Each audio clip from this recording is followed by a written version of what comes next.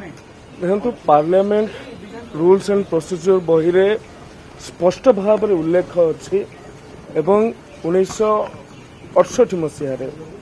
ओडिशार जो चर्चा होता है संपर्कित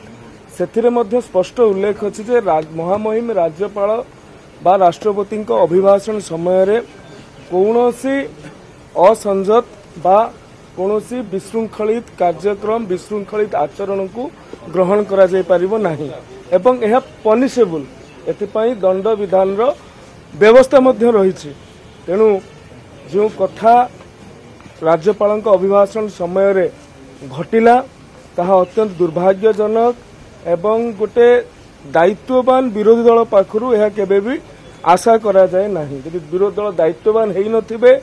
आउ का इशारा रे चालुथिबे तेबे निज बुद्धि विद्या लगौ नथिबे तेबे एमिति कथा करिवाटा तांको पाखरु आशा करा जिवो। तेणु संसदीय व्यापार मंत्री जो कथा कहिसंती जे विरोधी दल नेतांको उपरे दंड कार्यानुष्ठान ग्रहण करा जिवो र आवश्यकता अछि एहा से मनरु कहि नांती एहा पार्लियामेंट प्रोसीजर रे स्पष्ट भाव रे उल्लेख अछि। जदि आपंक आम भिडी भल लगा तेब आम चैनल को लाइक शेयर और सब्सक्राइब करने को जमा भी भूलु नहीं।